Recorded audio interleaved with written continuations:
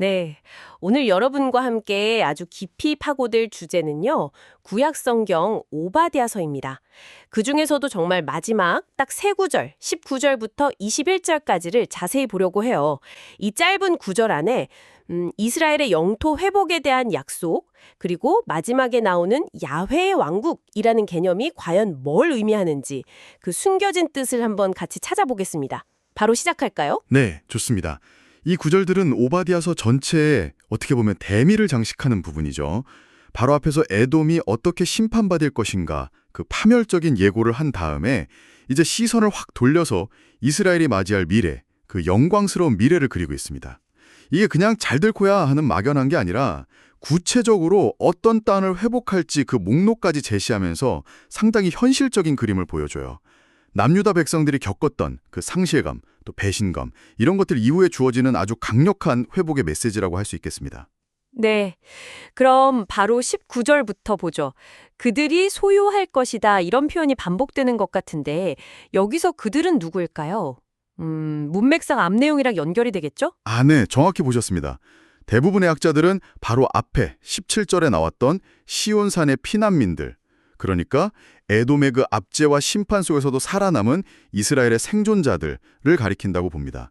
이 사람들이 단순히 살아남는 데 그치는 게 아니라 과거에 자신들을 괴롭혔거나 혹은 빼앗겼던 그런 땅들을 다시 차지하게 된다. 이런 선언인 거죠. 어떤 땅들인가요? 구체적으로 네겝, 에사우산, 세펠라, 블레셋 사람들의 땅 이렇게 나오는데 지도를 한번 머릿속에 그려보면 유다를 중심으로 해서 남쪽 네겝, 동쪽 에돔 산지, 또 서쪽 평원 세펠라와 해안가 블레셋까지.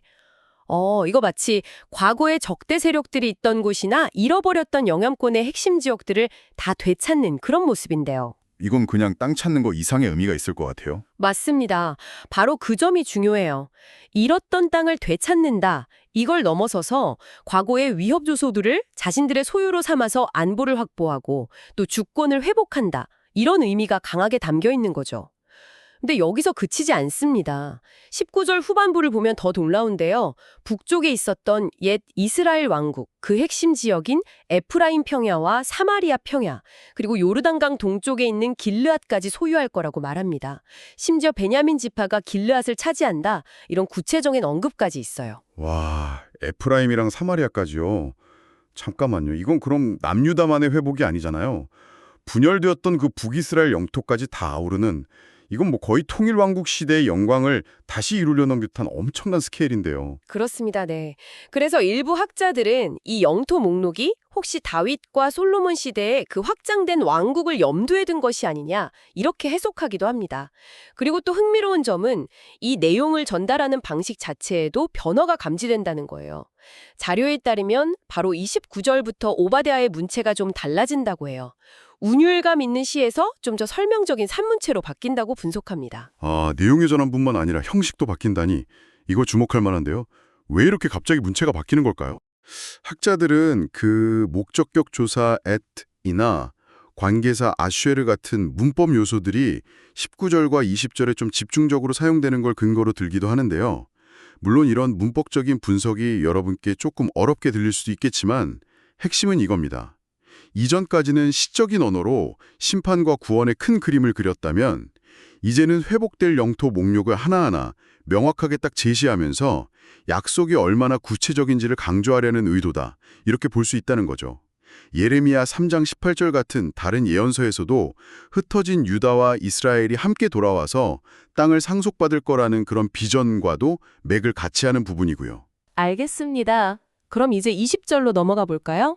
여기서는 포로로 잡혀갔던 이스라엘 자손들, 그러니까 유배자들의 귀환과 영토 확장에 대한 이야기인 것 같은데요. 근데 이 시작 부분 해석이 좀 까다롭다고요? 이 포로 집단을 꾸며주는 말이 정확히 뭔지 확실하지가 않은 거죠. 그래서 아시리아 유배지였던 할라를 가리킨다는 설도 있고 이 군대, 힐이나 이 성벽, 힐을 의미한다는 설도 있고 다양합니다.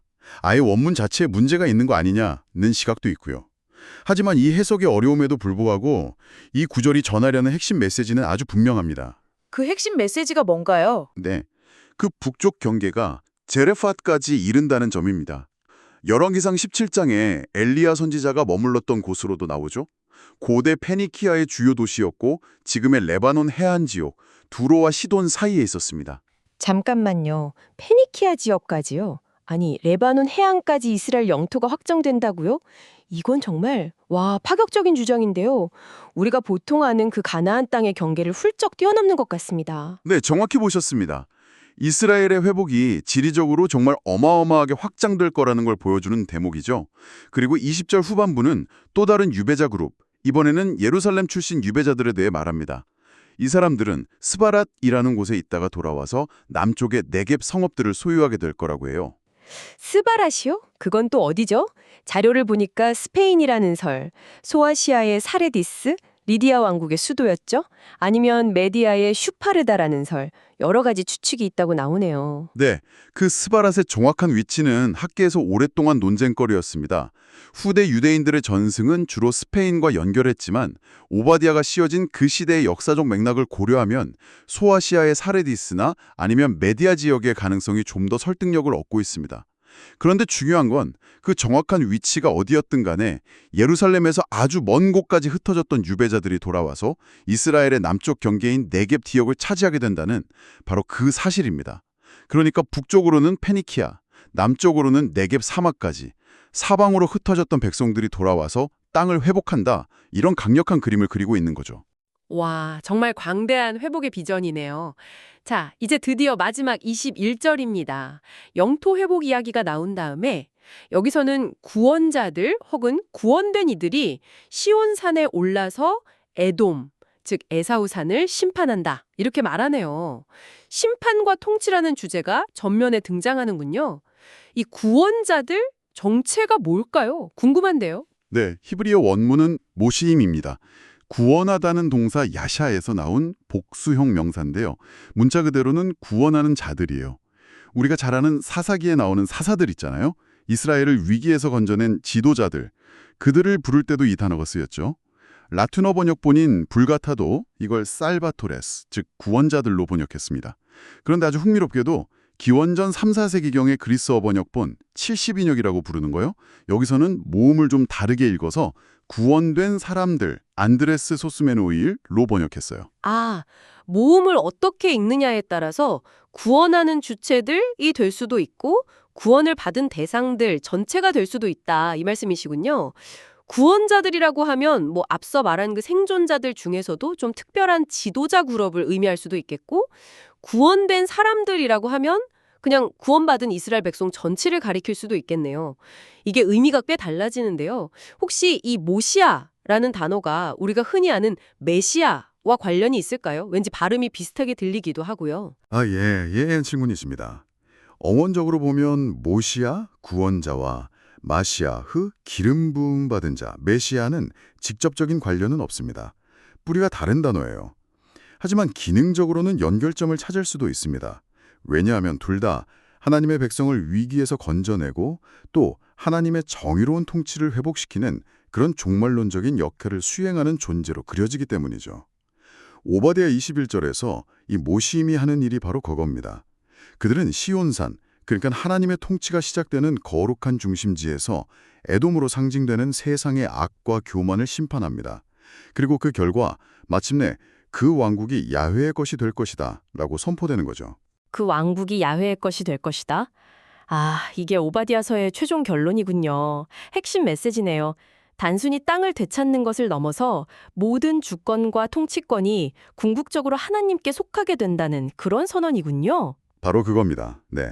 이 구절들을 다 종합해서 보면 오바댜는 에돔에 대한 심판 이후에 이스라엘의 회복이 단순한 원상복구가 아니라 과거 다윗 솔로몬 시대의 영광, 그러니까 확장된 영토와 영향력을 회복하는 그런 그림을 그리고 있다고 볼 수 있습니다. 특히 에돔 땅을 차지한다는 예언은 아모스 9장 11-12절에서 무너진 다윗의 장막을 일으켜서 에돔의 남은 자를 포함한 모든 민족을 기업으로 얻게 할 거라는 그 예언과도 아주 깊은 관련성을 보여주고요. 그렇군요.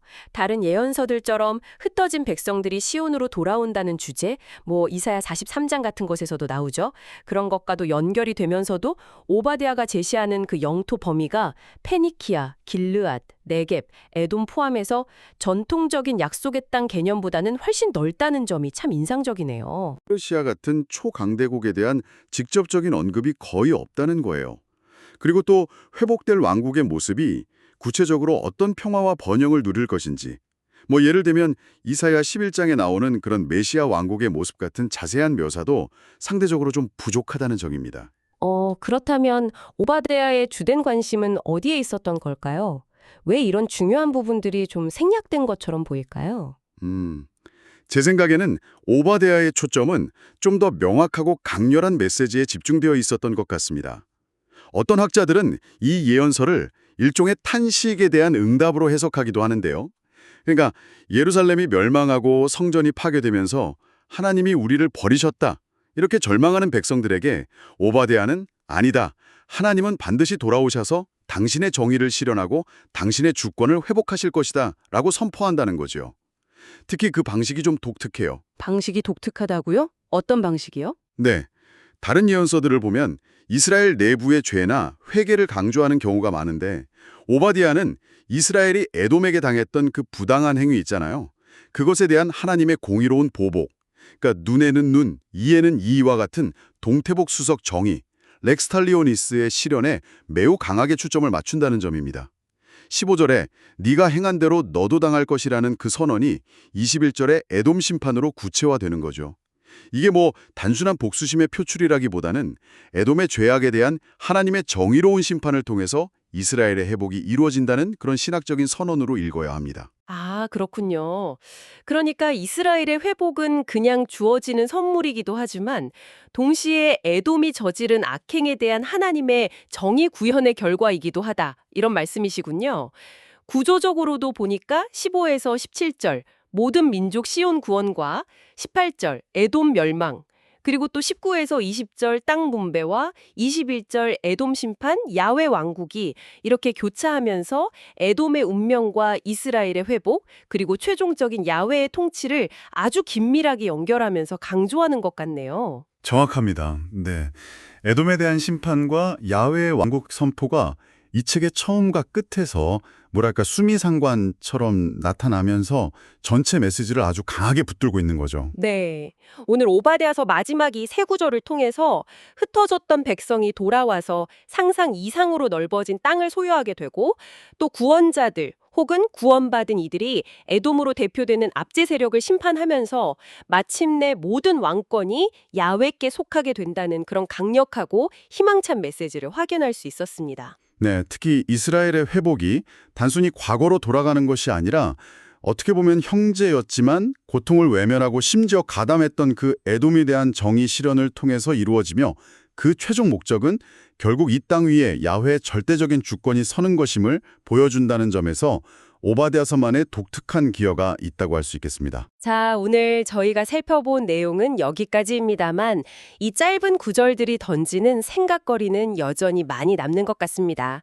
예를 들면 고대의 그 지정학적인 상황 속에서 선포되었던 이 영토 회복의 약속을 오늘날 전에 다른 시대를 살아가는 우리는 어떻게 이해하고 또 받아들여야 할까요?